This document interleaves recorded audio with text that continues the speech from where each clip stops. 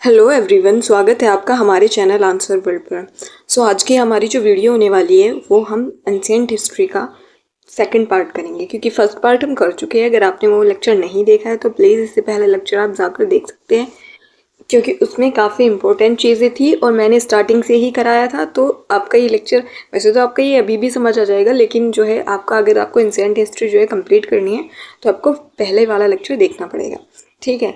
बाकी चैनल हमारा सब्सक्राइब करके जाइएगा और वीडियो जो है अपने दोस्तों में आज शेयर कर दिया करें, क्योंकि अभी जो है एग्ज़ाम्स आने ही लग रहे हैं, होने ही लग रहे हैं। यूपीएससी का एग्ज़ाम्स है, अदर वनडे एग्ज़ाम्स चलते रहते हैं, तो भाई बच्चों का रिवीजन हो जाएगा। क्योंकि जो मैं ये हिस्ट्री यहाँ पे करा रही हूँ, ये जो है हमारे रिवीजन पर्पज़ के लिए तो मोस्ट इम्पोर्टेंट है। बाकी वनडे एग्ज़ाम के लिए जो वन लाइनर फैक्ट अगर आप देखेंगे तो यहाँ से आपके वो भी कवर हो जाएंगे, ठीक है। तो चले खैर, अभी हम पढ़ते हैं। देखो, हमने थोड़ा रिकॉल कर लेते हैं पीछे क्या, यहाँ पर हमने सब कुछ देख लिया था, सिंधु सभ्यता वगैरह, इनकी जिन्होंने इनकी खोज की थी वो भी सब देखे थे, क्योंकि वो एग्ज़ाम्स में आते हैं। वेद देखे थे, सभी वेद्स, जितनी भी वेद्स हैं उनके मंडल है, ये सब देखे थे। यहाँ पर छोटी छोटी इन्फॉर्मेशन ये सारी कवर कर ली थी। लिटरेचर भी कुछ दिए हुए हैं इसमें, जो कि मैंने एक लेक्चर अलग से कराया लिटरेचर का, तो आपको वो भी देखना है एंसेंट के लिए, क्योंकि वो लेखक वाला लिटरेचर वाला लेक्चर काफ़ी इंपॉर्टेंट है, वहाँ से बुक्स पूछी जाती हैं, ठीक है। जैन संगीति, बौद्ध और बौद्ध धर्म, जैन धर्म, ये सब कुछ हमारा कवर हो गया था। आज हमको पढ़ना है महाजनपद, ठीक है। तो महाजनपद से हम शुरू करेंगे और जितनी भी डायनेस्टीज़ हैं वो सारी कवर कर लेंगे। उनके जो है जितने इम्पोर्टेंट जो राजा हुए हैं वो भी देखेंगे, ठीक है। चलिए जी, तो महाजनपद जो है ये हमारे कब स्टार्ट होते हैं, कब जो है बदलने शुरू होते हैं, महाजनपद बनने शुरू होते हैं 6ठी शताब्दी ईसा पूर्व में बनने शुरू होते हैं। ये आपको याद रखना है। 6th सेंचुरी की बात चल रही है हमारे महाजनपद की, ठीक है। और 16 महाजनपदों का उल्लेख किसमें मिलता है? बौद्ध ग्रंथ अंगुत्तर निकाय में मिलता है। जैन ग्रंथ है भगवती सूत्र, उसमें मिलता है। और आपको दोनों याद रखने हैं, क्योंकि बौद्ध ग्रंथ और जैन ग्रंथ ये पीसीएस में पीवाईक्यू आ चुका है कि जो है 16 महाजनपदों का उल्लेख बौद्ध ग्रंथ के कौन से निकाय में है, तो वो अंगुत्तर निकाय में है, और जैन ग्रंथ के भगवती सूत्र में है। ये आपको याद रखना है। अब देखेंगे महाजनपद और इनकी राजधानी, ये काफ़ी इंपॉर्टेंट होता है, क्योंकि कई बार मैचिंग में आता है क्वेश्चन, मतलब ये अल्टरनेट ईयर पर आता ही रहता है। ARO और पीसीएस जैसे एग्जाम में, तो सभी स्टेट पीसीएस एग्जाम्स में भी इस तरह के क्वेश्चन बनते हैं, जैसे कि बीपीएससी के एग्जाम्स होते हैं, ठीक है। तो चलिए, पहला हो गया हमारा अंग महाजनपद, और इसकी राजधानी थी चंपा। दूसरा है अश्मक, इसकी राजधानी थी पैठन, या फिर हम इसको पोटन भी बोल देते हैं। अवंती की 2 राजधानी थी, एक तो नॉर्थ वाली साइड की उत्तरी अवंती की, उसकी क्या थी? उज्जैनी, और दक्षिणी वाली की, साउथ वाली की थी महिष्मति, ठीक है। गांधार की थी तक्षशिला या पुष्कलावती। कंबोज की हाटक या फिर राजपुर। मगध जो है, मगध का हमारा हो जाता है ग्रीवरज या राजगृह।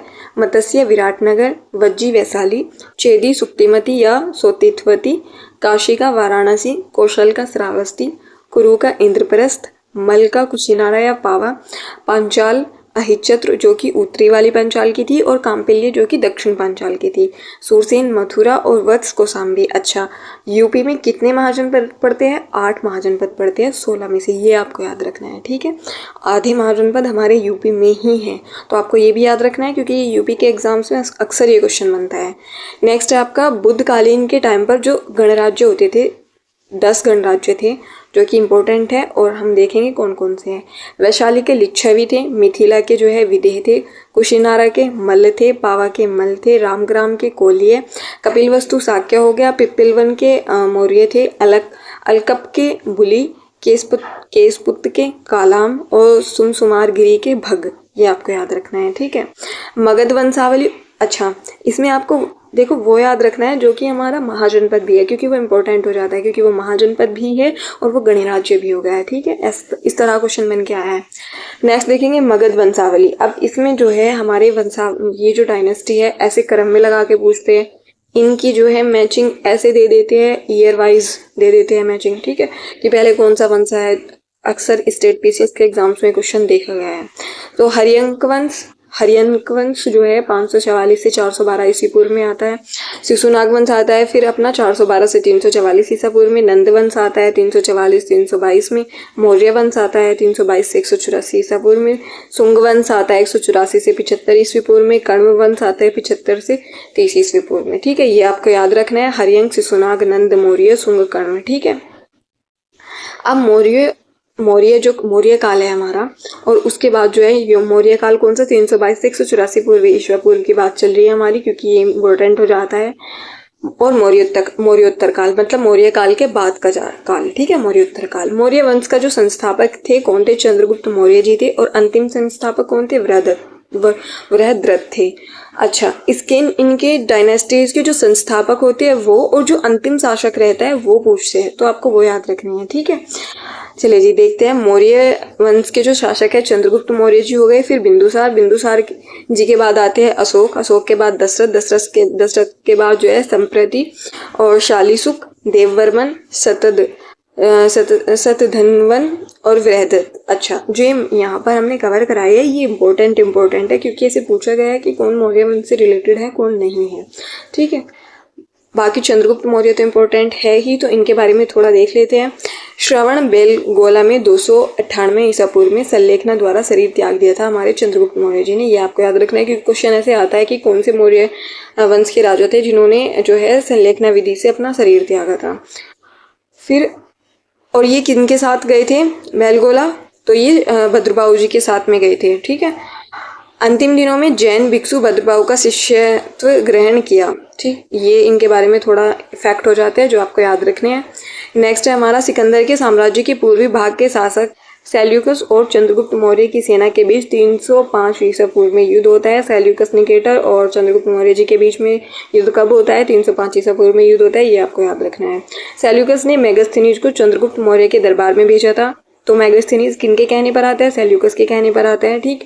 सेल्यूकस के जो है मेगास्थनीज एक तरह से क्या बोलते हैं, उस मंत्री वगैरह होते होंगे उस टाइम पर, यार मेरे, हाँ ये बोल सकते हैं। तो मेगास्थनीज जो है चंद्रगुप्त मौर्य जी के दरबार में आए थे। मेगास्थनीज ने इंडिका नामक ग्रंथ का लिखा है, जो कि मूल स्वरूप में उपलब्ध नहीं है। इंडिका किसकी पुस्तक है? मेगास्थनीज की पुस्तक है, ये याद रखना है। वैसे याद ही रहती है क्योंकि हम बचपन से पढ़ते ही है मेगास्थनीज, इंडिका। अच्छा, मेगास्थनीज के अनुसार जो है उन्होंने कैसे एक्सप्लेन किया था चंद्रगुप्त मौर्य जी का जो वहाँ पर राज्य था। उन्होंने कहा मौर्य सम्राट का जो नाम था सैंडोकोट्स था। अपनी इंडिका में लिखे थे उन्होंने, ठीक है। ये इस तरह से उन्होंने बताया, मतलब कुछ ऐसे प्रमाण मिले हैं। तो मौर्य साम्राज्य की राजधानी उन्होंने क्या बताई थी? वो बताई थी उन्होंने पोलीव्रोथा। सोना निकालने वाली चींटियों का जिक्र किया है उन्होंने। दास प्रथा नहीं थी। लेखन कला का अभाव था। भारत में अकाल नहीं पड़ता था। ऐसा थोड़ा गलत है, क्योंकि हमने देखा था जब हम सिंधु घाटी की सभ्यता पढ़ रहे थे तो वहाँ पर जो है कुछ अन्नागार भी मिले हैं, ठीक है। मतलब अन्नागार वही होते थे ना, जो अगर अकाल पड़ गया कहीं तो हमने अपना जो अनाज है वो वहाँ पर जमा कर दिया, यानी कि इमरजेंसी के टाइम पर हम उसका काम ले सकते हैं। तो ये कुछ चीज़ें ऐसी है कि गलत निकल जाती है, क्योंकि देखो हिस्ट्री में कभी सभी चीज़ें जो है सत्य नहीं होती है। ये चीज़ें हमको मान के चलनी पड़ेगी। हम सिर्फ और सिर्फ प्रेडिक्ट कर सकते हैं कि हाँ ये ऐसी होगी, हो सकता है, ऐसा हो सकता है। सभी चीज़ें सत्ता या शक्ति में रहती हैं हिस्ट्री के अंदर, ठीक। मेगास्थनीज के अनुसार भारत में 7 प्रकार की जातियां थी। तो कौन कौन सी थी? ये क्वेश्चन इंपॉर्टेंट है। पहली थी हमारी दार्शनिक, कृषक, पशुपालक, कारीगर, योद्धा, निरीक्षक और सभासद। अच्छा, और हमने देखा है कि वर्ण जो है हमारा वर्ण वाला सिस्टम देखा था, उसमें शूद्र, क्षत्रिय, ये वाले ब्राह्मण वाला जो है 4 वर्ण सिस्टम थे, वो देखा था हमने। तो हमारे यहाँ पर 4 प्रकार की जातियाँ थी। मेगास्थनीज के अनुसार 7 प्रकार की जातियाँ हैं। तो देखिए आप, मतलब डिफरेंस समझ आ रहा होगा आप लोगों को। नेक्स्ट है चंद्रगुप्त मौर्य का प्रधानमंत्री तथा प्रधान पुरोहित कौटिल्य विष्णुगुप्त या चाणक्य था। कौटिल्य ने राजशासन के ऊपर प्रसिद्ध ग्रंथ अर्थशास्त्र की रचना की थी। अब ये पूछते हैं कि जो अर्थशास्त्र है वो मौर्यों से रिलेटेड है? हाँ है। मौर्यों के राजशासन से रिलेटेड है? हाँ है। किसने लिखा है? कौटिल्य ने लिखा है। इस तरह से क्वेश्चन बनते हैं, ठीक है। स्टेटमेंट में अगर बनाने हो क्वेश्चन, अगर आपको वन लाइनर मतलब ऐसे वन ऑप्शन बनाना है तो सिर्फ और सिर्फ कौटिल्य ने पुस्तक लिखी है, अर्थशास्त्र, इंडिका, ये ऐसे ऑप्शन दे देंगे, ठीक है। नेक्स्ट है आपका अर्थशास्त्र में राज्य के शासन हेतु सप्तांक सिद्धांत का जिक्र है। और ये जो सप्तांक सिद्धांत है ये काफ़ी इंपॉर्टेंट हो जाता है, आपको याद रखने की ज़रूरत है इसको, क्योंकि एग्जाम्स में आया है।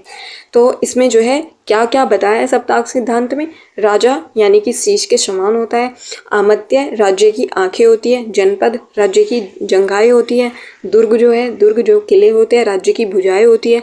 कोश जो है राज्य का मुख होता है। दंड जो है राज्य का मस्तिष्क होता है। और जो मित्र है राज्य के कान होते हैं। ये सप्तांक सिद्धांत था, ठीक है। अर्थशास्त्र में मतलब जो राज शासन था कि राज शासन किस तरह से शासन किया जाता है, किस तरह से शासन करनी चाहिए, तो पॉलिसीज़ कैसी कैसी होनी चाहिए, वो सारी चीज़ें अर्थशास्त्र के अंदर है और उन्होंने ये ही बताया है। ठीक, यानी कि एक राजा को सभी चीज़ों की क्या क्या ज़रूरत होती है, तो वो ये है। बिंदुसार ने सीरिया के शासक एंटियोकस की 3 वस्तुएं, मीठी मदिरा, सूखी अंजीर और एक दार्शनिक की मांग की थी। तो उनको मदिरा भी मिल गई थी, अंजीर भी मिल गया था, लेकिन उनको दार्शनिक ये नहीं दिया था। बिंदुसार को सीरिया के जो शासक थे एंटियोकस ने दार्शनिक नहीं दिया था, मीठी मदिरा और सूखी अंजीर 2 दे दी थी। ये आपको याद रखनी है। नेक्स्ट अब आते हैं अपने अशोक जी पर। 273 से 232 ईसा पूर्व तक है इनका कार्यकाल। और माता सुभद्रांगी, पिता बिंदुसार, प्रचलित नाम देव नाम पियादसी, राज्याभिषेक 269 ईसा पूर्व, राज्यारोहण के 4 वर्ष बाद। अभिलेख की भाषा प्राकृत थी, ये आपको याद रखनी है। और हाँ, जैन वाली जो भाषा थी वो भी प्राकृत थी, ये भी आपको याद रखनी है। ठीक है। नेक्स्ट है अभिलेख की लिपि, ब्राह्मी, खरोष्टी, अरमाइक और यूनानी 4 लिपि थी। अशोक का जो नाम है, नाम का उल्लेख मास्की अभिलेख में मिलता है, गुर्जरा अभिलेख में मिलता है, नेत्तूर अभिलेख में मिलता है, उदयगोलम अभिलेख में मिलता है। ये आपको याद रखना है क्योंकि क्वेश्चन ऐसे बने हैं कि किन अभिलेखों में अशोक जी का नाम उल्लेखित है। ठीक है। नेक्स्ट क्वेश्चन है अशोक के अभिलेखों का अगर हम विभाजन करने लगे तो कैसे होंगे? शिलालेख होगा, स्तंभ लेख होगा, गुहा लेख होगा। गुहा लेख यानी कि जो हमारे केव वगैरह गुफाएं होती है जो, वो हो गए। शिलालेख में भी दीर्घ शिलालेख होंगे, लघु शिलालेख होंगे। और दीर्घ शिलालेखों की संख्या कितनी है? कुल संख्या जो है 14 है और उसमें से जो है 10 स्थानों से प्राप्त हुए हैं। ठीक। लघु शिलालेख अपने तो हो गए। स्तंभ लेख कितने हैं? 7 हैं।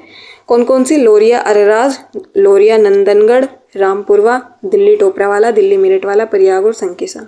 गुहा लेख भी है अपना, देखेंगे सभी चीज़ें आगे। ठीक, चलिए जी दीर्घ शिलालेख पढ़ते हैं और उनका जो विषय है कि वो किसके लिए फेमस है, क्या लिखा है उनके अंदर, वो चीज़ें भी देखेंगे यहाँ पर। जो हमारा पहला शिलालेख है, यहाँ पर जो है इस शिलालेख में कहा गया है कि जीवों की हत्या निषेध, मतलब जीवों की हत्या पर रोक लगा दी थी, पहले शिलालेख में आया है। और ऐसे क्वेश्चन आए हैं PCS एग्जाम्स में कि पहले शिलालेख में वो जीवों की हत्या कौन से शिलालेख में मेंशन है, ऐसे क्वेश्चन बना है। दूसरे अभिलेख में क्या है कि चोल पांड्य, सतियापुत्र, केरलपुत्र, ताम्रपर्णी, यवन राजा, एंटियोक और उसके पड़ोसियों के राज्यों में भी मनुष्य व पशुओं की चिकित्सा। ठीक। तीसरे अभिलेख में युक्त, रज्जुक व प्रादेशिक नामक 3 नए अधिकारियों की नियुक्ति। चौथे में भेरी घोष धम्म घोष में बदल गया। 5वें में राज्याभिषेक के 13वें वर्ष धम्म महामात्रों की नियुक्ति। 6ठे में प्रतिवेदकों को प्रजा का हाल बताने का आदेश। 7वें में सभी संप्रदाय के लोग सब जगह निवास करें। 8वें में अशोक द्वारा धम्म यात्राओं का प्रारंभ, धम्म मंगल सर्वश्रेष्ठ घोषित 9वें में बताया गया है। 10वें में धम्म नीति की श्रेष्ठता पर बल दिया गया है। 11वें में धम्मदान का उल्लेख किया गया है। 12वें में धार्मिक सहिष्णुता पर बल दिया गया है। 13वें में कलिंग विजय 261 ईस्वी पूर्व का वर्णन किया गया है। और ऐसे पूछा गया है कि जो कलिंग विजय है वो कौन से अभिलेख में वर्णित है, तो वो 13वें में है। 5 यवन राजाओं का उल्लेख, चोल पांड्य, सतीपुत्र, केरलपुत्र व ताम्रपर्णी का उल्लेख जो है 13वें अभिलेख में मिल जाते हैं। और सभी लेखों का उपसंहार स्वरूप कौन से में है? 14वें अभिलेख में हमको मिल जाता है। ठीक है।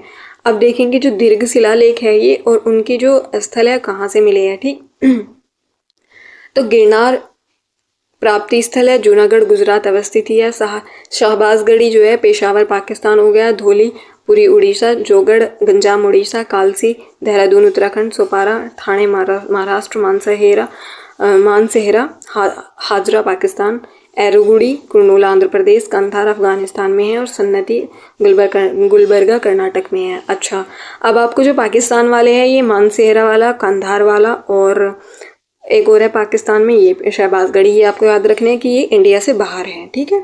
वैसे तो आपको सभी याद रखने हैं, आपके माइंड में होने चाहिए, लेकिन ऐसे स्पेशली याद रखना है कि ये इंडिया से बाहर है क्योंकि ऐसे क्वेश्चन बने हैं कि कौन सा इंडिया में है कौन सा नहीं है।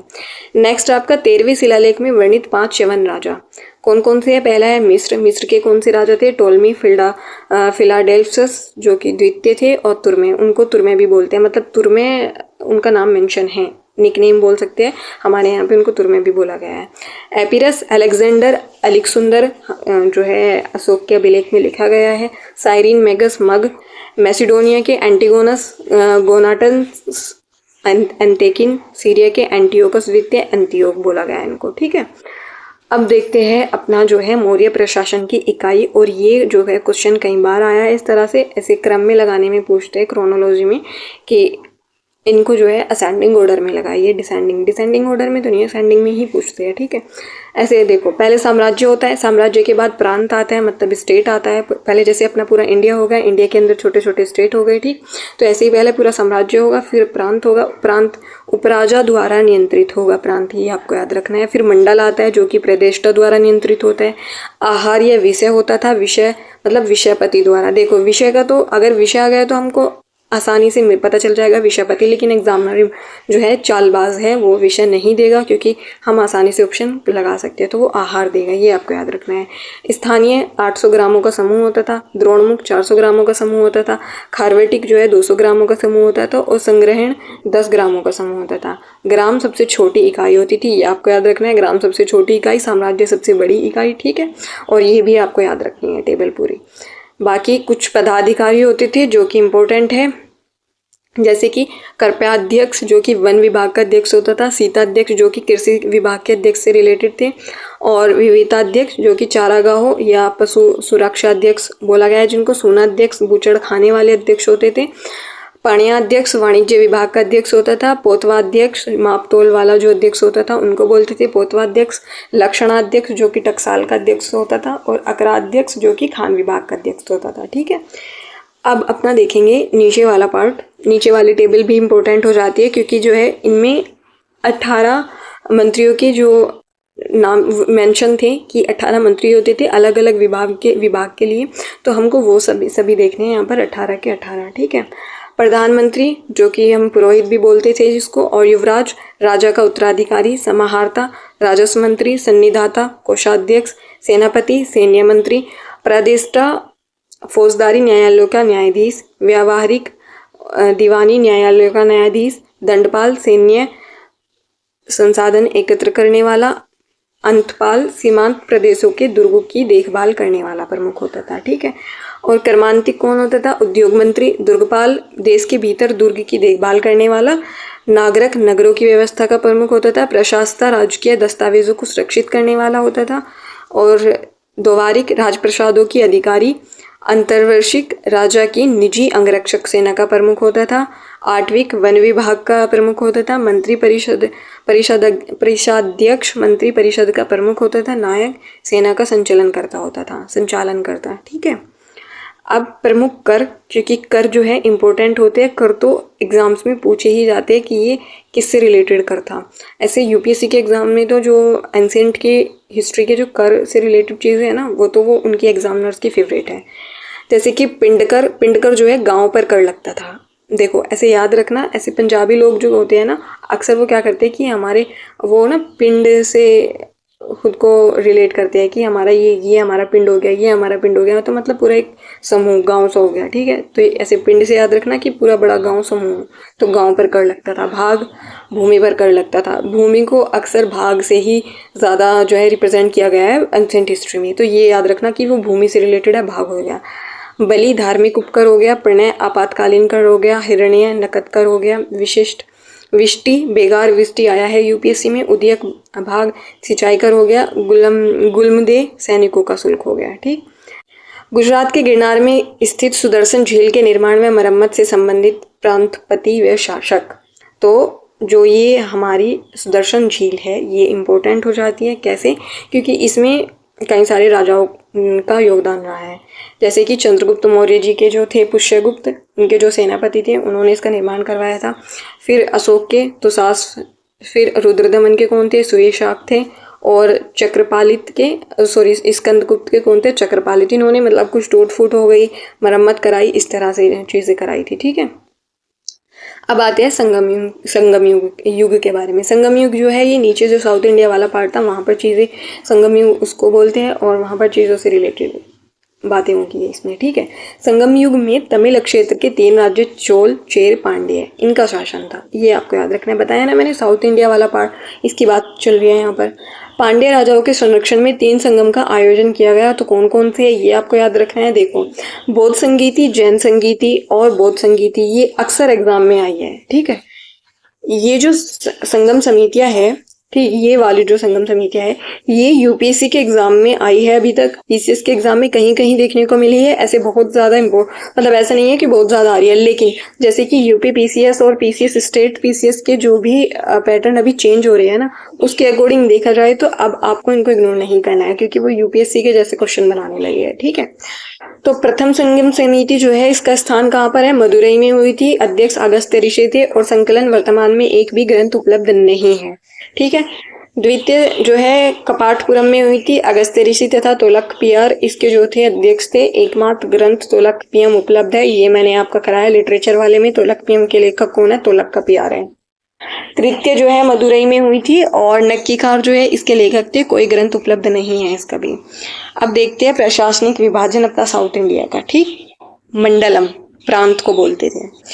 कोट्टम अथवा वलनाडु कमिश्नरी होती थी। नाडु जिला होता था। फिर कुर्रम ग्राम संघ हो गया। ग्राम सभा सबसे छोटी इकाई होती थी। ठीक है, कुछ साउथ इंडिया के जो है महत्वपूर्ण ग्रंथ है, लेखक है। वैसे मैंने ये कराया है, लेकिन यहाँ पर भी मैं आपका कवर करा दूंगी।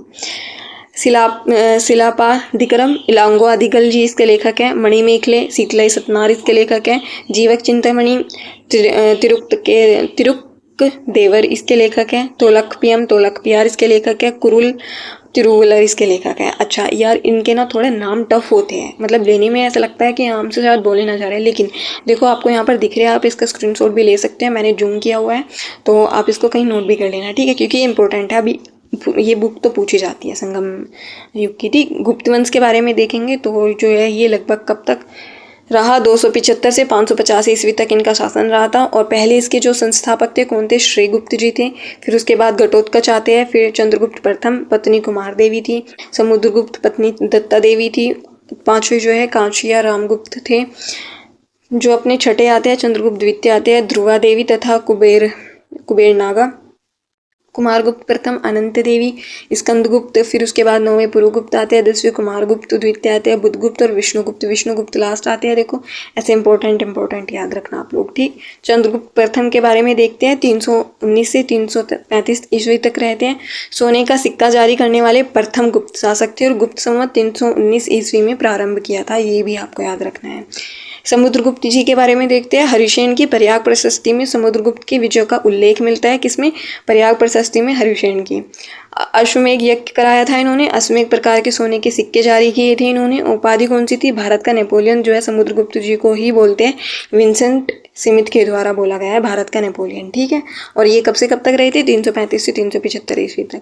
चंद्रगुप्त द्वितीय जी के बारे में देखते हैं। मेहरौली लौह स्तंभ का संबंध है इनसे। विक्रमादित्य की उपाधि धारण की थी। समकालीन चीनी यात्री था फाह्यान, वो चंद्रगुप्त द्वितीय के ही दरबार में आया था। रजत सिक्के जारी करने वाले प्रथम गुप्त शासक थे और इनका कार्यकाल 375 से 415 ईस्वी तक रहता है। फिर अपने चंद्रगुप्त द्वितीय के दरबार में 9 रत्न थे। ठीक है, तो उनको याद रखना है आपको। ठीक, जैसे अकबर के 9 रत्न होते हैं, ऐसे ही चंद्रगुप्त जी के भी 9 रत्न है।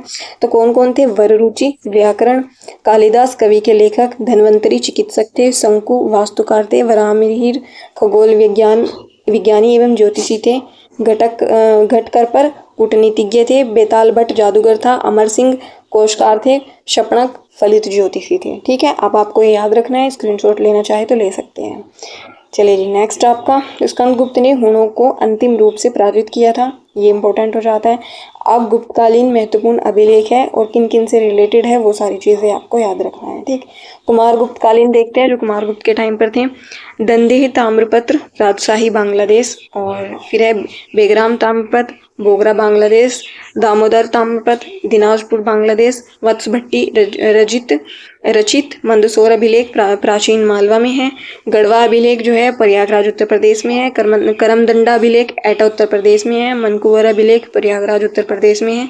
तुमेन अभिलेख ग्वालियर मध्य प्रदेश में है। ठीक है, अब स्कंदगुप्त वाले देखेंगे। जूनागढ़ अभिलेख सौराष्ट्र गुजरात में मिल जाता है। भीतरी स्तंभ लेख गाजीपुर उत्तर प्रदेश में। सूपिया अभिलेख रीवा मध्य प्रदेश में। एरण अभिलेख सागर मध्य प्रदेश में मिल जाता है देखने को।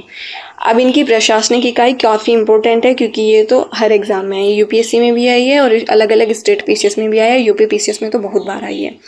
ठीक, तो भुक्ति या भोग जो है वो प्रांत को बोलते थे, उसके बाद विषय यानी कि जिला आता था, उसके बाद वीथी नगर और उसके बाद ग्राम।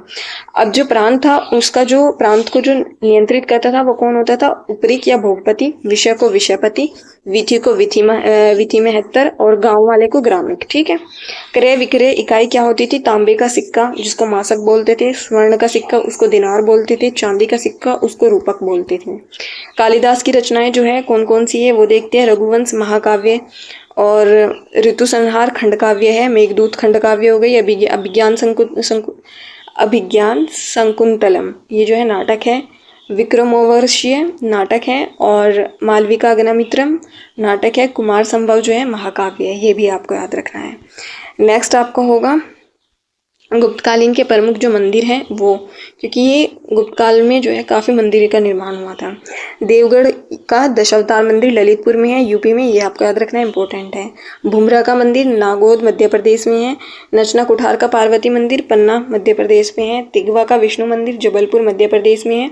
भीतरगांव का कृष्ण मंदिर कानपुर उत्तर प्रदेश में है, ये भी इंपॉर्टेंट है। सिरपुर का लक्ष्मण मंदिर महासमुंद छत्तीसगढ़ में है। तो आपको ये याद रखने हैं सभी मंदिर। अब देखते हैं वर्धन वंश। संस्थापक पुष्यभूति थे इसके, और प्रमुख शासक कौन कौन थे? देखो, एक तो पुष्यभूति हो गए, फिर नरवर्धन हो गए, राज्यवर्धन हो गए, प्रथम आदित्यवर्धन, प्रभाकर वर्धन, राज्यवर्धन द्वितीय और हर्षवर्धन हो गए। ठीक, हर्षवर्धन किसके शासक थे? वर्धन वंश के शासक थे। हर्षवर्धन शासनकाल जो है इनका कब से कब तक रहता है? 606 से 647 ईस्वी तक। पिता प्रभाकर वर्धन थे, माता यशोमती, उपनाम इनका शिलादित्य था, उपाधि सकलोत्तर पतनाथ, और रचना इनकी प्रियदर्शिका, रत्नावली, नागानंद, ये सभी बुक आई है हर्षवर्धन जी की, तो आपको याद रखनी है। राजधानी इनकी कन्नौजिया महोदयात्री थी, पहले धनेश्वर थी, ये आपको याद रखना है, बाद में कन्नौजिया महोदयात्री थी। ऐहोल अभिलेख के अनुसार हर्ष और पुलकेशिन द्वितीय के मध्य लड़े गए युद्ध में पुलकेशिन द्वितीय जो है विजयी रहे थे, हर्षवर्धन जी हार गए थे। चीनी यात्री हुएनसांग जो है यात्रा काल इनकी 629 से 645 तक होती है। यात्रा विवरण सीयू की नाम ग्रंथ में, इन्होंने सीयू की नाम ग्रंथ लिखा था, उसमें अपना यात्रा विवरण किया था। हर्ष की राजधानी कन्नौज में आगमन 636 में होता है। हुएनसांग जो है हर्षवर्धन जी के टाइम आते हैं, और जो फायान है वो चंद्रगुप्त द्वितीय जी के टाइम आते हैं। अब देखते हैं चालुक्य वंश। दक्कन में वाकटकों के बाद बादामी या वातापी के चालुक्य सत्ता में आए थे। तो बादामी के चालुक्य कौन कौन से थे? वेंगी के चालुक्य संस्थापक थे विष्णुवर्धन प्रथम, कल्याणी के चालुक्य संस्थापक थे तेल द्वितीय, और इधर ये संस्थापक थे इसके बादामी वाले के जयसिंह, वास्तविक संस्थापक थे पुलकेशिन प्रथम। अच्छा, आपको याद रखने हैं कि वेंगी और कल्याणी के दोनों अलग अलग थे, दो पार्ट थे। ठीक है, ये आपको याद रखने हैं, मतलब ये तीन थे, बादामी, वेंगी, कल्याणी, इनके अलग अलग संस्थापक थे, ये तीनों आपको याद रखने हैं। और इसमें बस इतना ही पूछते हैं कि इनके संस्थापक कौन थे। ठीक, पल्लव वंश के जो संस्थापक थे कौन थे? सिंहवर्मा थे। कुछ इतिहासकार बप्पदेव को मानते हैं। ठीक है, राजधानी इनकी कांची थी। अंतिम शासक अपराजित वर्मन थे। फिर आपका प्रमुख पल्लव वंश के जो शासक थे वो देखेंगे। सिंह विष्णु, इनमें जो था कीर्तार्जु नियम के लेखक भारवी दरबार में थे, ये आपको याद रखना है। भारवी की पुस्तक कौन सी है? कीर्तार्जुनियम। ठीक है, काफ़ी टफ नाम है यार, माफ़ करना, लेकिन मतलब मैं अपनी साइड से जितना हो सकता है अच्छा बोलने की कोशिश करती हूँ, लेकिन अगर थोड़ा मिस्टेक होती है तो प्लीज़ माफ़ करना। महेंद्र वर्मन प्रथम एकाशम मंदिर निर्माण की शुरुआत हुई थी। संस्कृत नाटक मत्तविलास प्रहसन की रचना की गई थी। ठीक, नरसिंह वर्मन प्रथम जो है 642 ईस्वी में चालुक्यों की राजधानी बादामी पर अधिकार कर लिया था। वातापी कोंड तथा महामल्ल की उपाधि धारण की थी इन्होंने, और महाबलीपुरम मामल्लमपुरम के रथ मंदिर का शुभारंभ किया था। नरसिंह वर्मन द्वितीय जो है मंदिर निर्माण की नई शैली राजसिंह शैली का प्रयोग किया जाता है। राजसिंह शैली किससे रिलेटेड है? नरसिंह वर्मन द्वितीय से है। ये कई बार एग्जाम में आ चुकी है, आपको याद रखनी है। ठीक, कांची के कैलाशनाथ मंदिर तथा महाबलीपुरम के तटीय मंदिर का निर्माण कराया था, ये भी आया है क्योंकि अभी ये न्यूज़ में था कुछ दिन पहले ही। दशकुमार चरित का लेखक दंडिन दरबार में थे। ठीक, दंडिन का किसके दरबार में थे? नरसिंह वर्मन द्वितीय जी की। अब चोल वंश के जो संस्थापक थे विजयालय थे। अंतिम शासक राजेंद्र तृतीय थे। राजधानी तंजावुर थी, बाद में गंगेकोंडा चोलापुरम हो गई थी। ठीक, अब देखते हैं हमारे जो चोल शासक थे जो कि इम्पोर्टेंट है वो देखेंगे।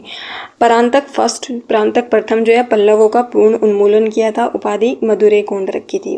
1949 ईस्वी में तक्कोलम का युद्ध होता है राष्ट्रकूट कृष्ण तृतीय से, जिसमें जो है परांतक जो है पराजित हुए। राजाराज प्रथम तांजौर में वृहदेश्वर या राजेश्वर मंदिर बनवाया था। राजेंद्र प्रथम जी ने गंगा जल लाने हेतु पालथासक महिपाल तथा पूर्वी गंग शासक को पराजित कर गंगकोंड की उपाधि धारण की थी। गंगकोंड चोलापुरम में वृहदेश्वर मंदिर का निर्माण करवाया था इन्होंने।